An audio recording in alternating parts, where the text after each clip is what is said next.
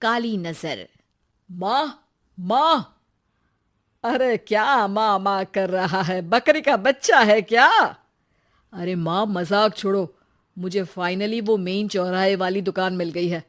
अब देखना, आपका बेटा दुगनी स्पीड से पैसा कमाएगा। ओफो, ये क्या? मेरी ऑनलाइन मेकअप क्लास चल रही है। इतनी जोर से क्यों बोल रहे हो आप दोनों? अरे मेरी धर्म पत्नी जी, मेकअप क्लास बाद में करना। वो चौराहे वाली दुकान मिल गई है हमको। अरे वाह! रुको, मैं अपनी माँ को फोन लगाकर बता देती हूँ। अरे मैं भी अपने रिश्तेदारों को बता देती हूँ। कितनी खुशी की बात है। हाँ हाँ, मैं भी अपने दोस्तों को बता देता हूँ। 1 हफ्ते बाद रजिस्ट्री है। बस, घर में खुशी का मौका था। उन तीनों ने अपने अपने फोन उठाए और लोगों में बात फैलाना शुरू कर दिया।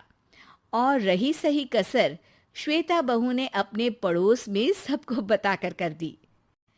अरे वर्मा आंटी, अब हम भी जल्दी कार ले लेंगे। घर का रेनोवेशन होगा और ठाट से रहेंगे हम भी। अरे, ऐसा क्या हुआ? लॉटरी बाटरी लग गई है क्या? अरे, इस बार चौराहे वाली मॉल में हमको भी दुकान मिल गई है।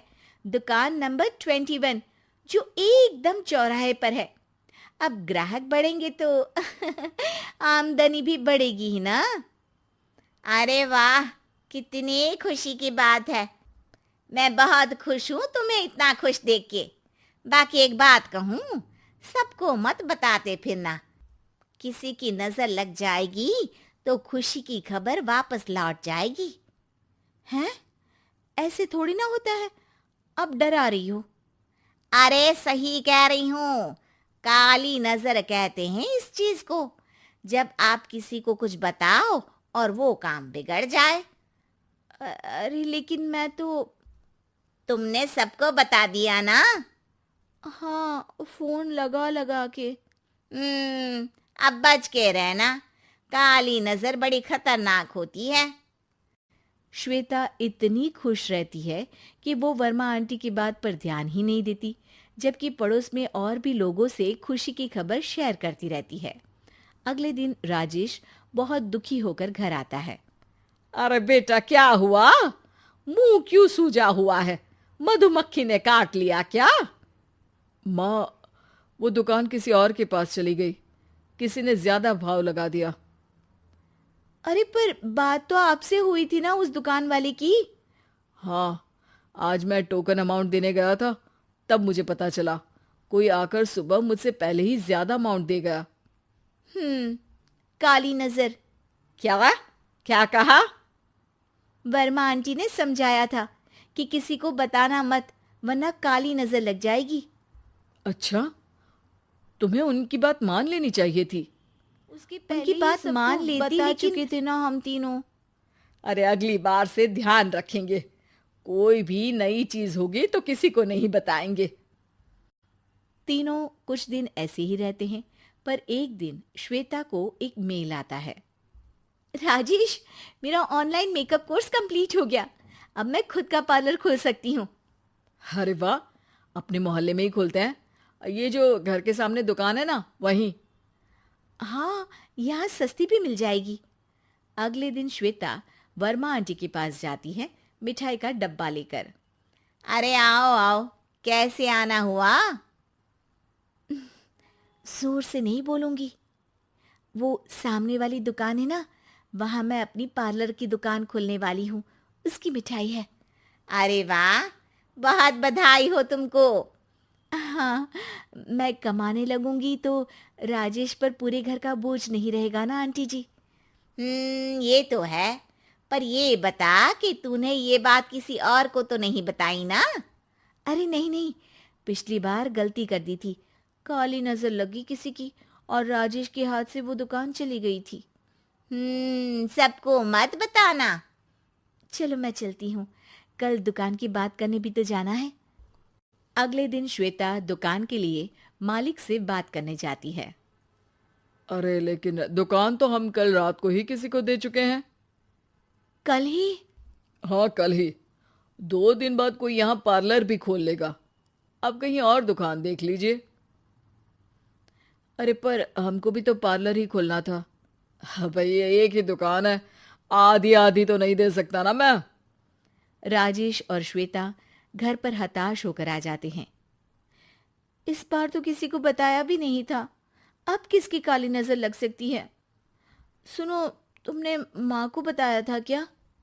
अरे कैसी बात कर रही हो, माँ की नजर थोड़ी ना लगेगी। पक्का तुमने किसी को नहीं बताया था ना? सिर्फ वर्मा आंटी को बताया था, उन्होंने ही मुझे किसी को नहीं बताने को कहा। अरे यार, तुम भी सही हो, मेरी माँ को नहीं बताने को कह रही हो, पर वर्मा आंटी को बताना तुम्हें जरूरी लगा। अरे वर्मा आंटी ने ही तो काली नजर के बारे में बताया था ना, वो हमेशा हमारा भला ही तो चाहती हैं। मेरी माँ भी हमारा भला ही चाहती है। अरे पर चिल्ला क्यों रहे हो? बात नहीं कर सकते क्या आराम से? नहीं आता वो आराम से बात करना, और करना भी नहीं चाहता हूं मैं। दुकान जाने का दुख गुस्से में बदल गया था और राजेश और श्वेता में बात बंद हो गई थी।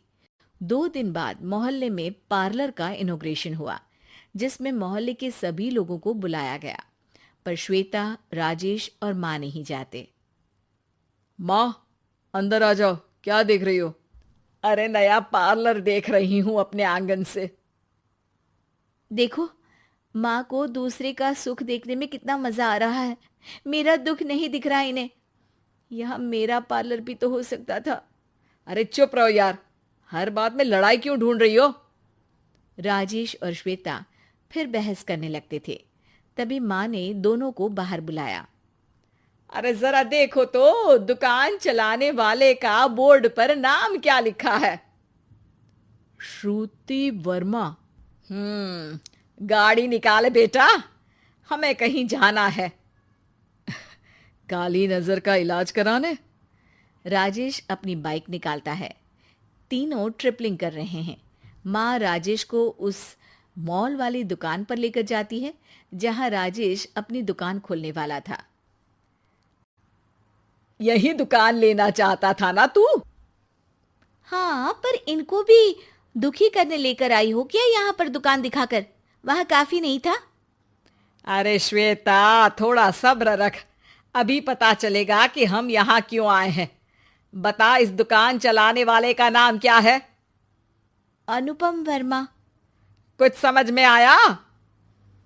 वो दुकान वाली श्रुति वर्मा, ये दुकान वाला अनुपम वर्मा, और हमारे पड़ोस में हमने उस दुकानों के बारे में बताया किसको था? अब वर्मा आंटी को। मतलब वर्मा आंटी ही हमारा काम बिगाड़ रही है? नहीं नहीं, ऐसा नहीं हो सकता, ये बस इत्तेफाक है। राजेश अपना फोन निकालता है और श्रुति वर्मा और अनुपम वर्मा के नाम फेसबुक पर सर्च करता है, जहां ये दोनों ही वर्मा आंटी के रिश्तेदार होते हैं। श्वेता को समझ में आ जाता है कि वर्मा आंटी की ही नजर खाली नजर है। अब क्या करना है? कोई भी खुशी की खबर हो तो काली नजर से बचना है, यानी वर्मा आंटी से बचना है। अरे पर मुझे ये समझ में नहीं आया कि वो हमारे साथ ऐसा क्यों करेंगी। अरे बेटा, एक सीख है, दूर के आदमी को आपकी तरक्की से कम परेशानी होगी, पड़ोसी को ज्यादा। दोनों माँ की बात में हामी भरते हैं और अगला काम चुपचाप करने की कसम खाते हैं, ताकि आगे से वर्मा आंटी कोई काम ना बिगाड़ सके।